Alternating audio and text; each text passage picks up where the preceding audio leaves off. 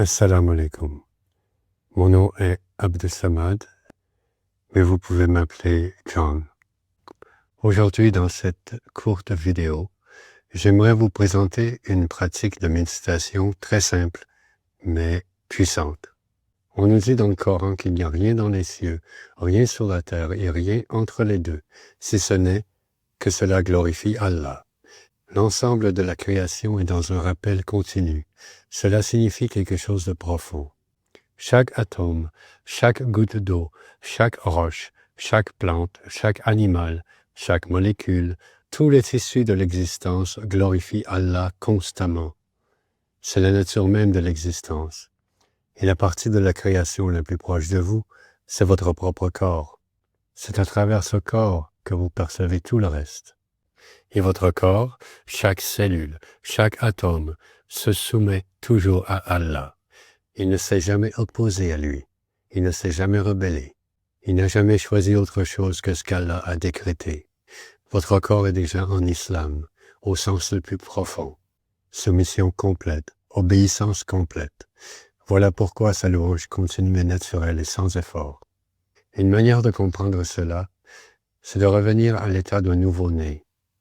Un nouveau-né, avant le langage, n'a aucun concept, aucune idée de « mon corps », aucune idée de l'intérieur et de l'extérieur, aucun sentiment d'être séparé du monde. Son expérience est brute, directe et non filtrée. Il est simplement là. Il existe dans la sensation pure. Ce n'est que plus tard que les concepts se forment lentement. Ce sont mes bras, c'est ma tête, le monde est là-bas, moi je suis ici. Le sentiment de séparation est appris, il n'est pas naturel. Mais notre expérience réelle du corps, l'expérience brute et immédiate, n'a jamais changé.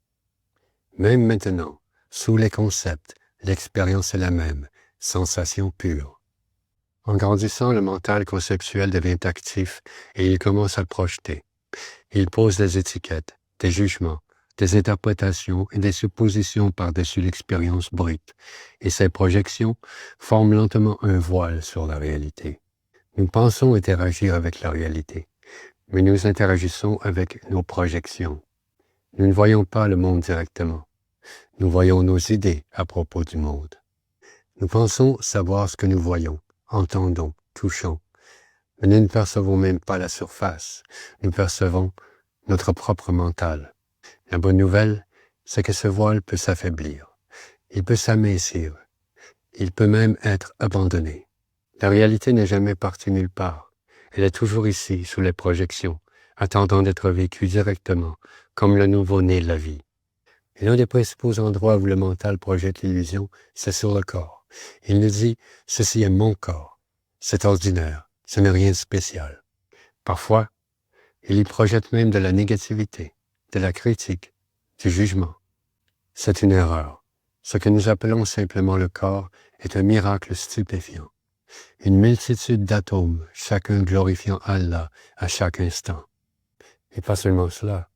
L'idée même d'avoir un corps est elle-même un concept. Quelque chose que le mental impute à la sensation brute. Le mental prend la chaleur, la vibration, les picotements, la pression, le mouvement, et dit « ceci est mon corps », l'illusion de la possession. Une fois que vous réalisez cela, une nouvelle possibilité s'ouvre. Si le mental a projeté quelque chose de faux sur la sensation, vous pouvez consciemment choisir d'y projeter quelque chose de vrai. Au lieu de croire que ces sensations sont simplement mon corps, en pensant que vous savez ce que c'est, vous pouvez dire avec vérité, ces sensations sont les atomes de mon être en train de chanter la louange d'Allah. Il n'y a rien qui ne le glorifie.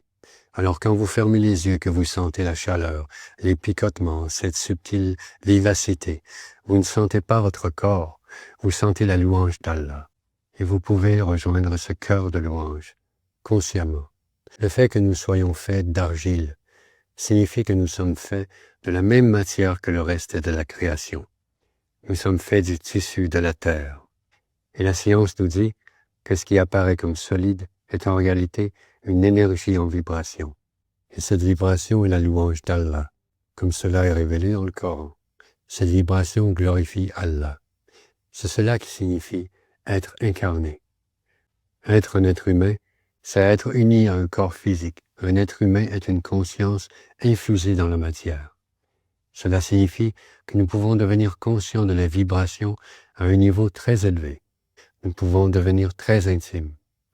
Nous pouvons être témoins de la louange et la rejoindre consciemment. Ainsi, quand vous vous asseyez le matin pour le dhikr, par exemple, en répétant « Allah, Allah, Allah », vous pouvez fermer les yeux et sentir que tout votre être récite avec vous.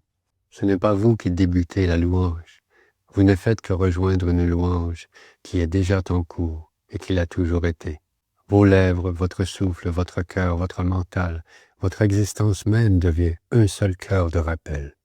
En vous concentrant vraiment, uniquement sur les sensations, sans interpréter, sans étiqueter, le concept de corps se dissout et vous restez avec de l'énergie, une sensation d'énergie.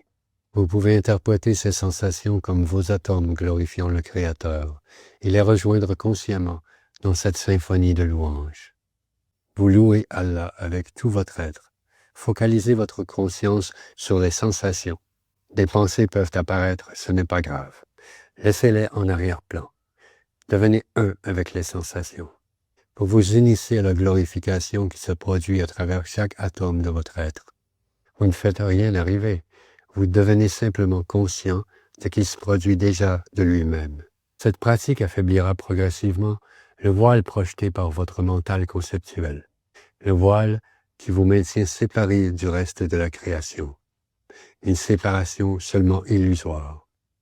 Nous n'avons jamais été séparés de la création, pas plus que nous n'avons été séparés de notre Créateur.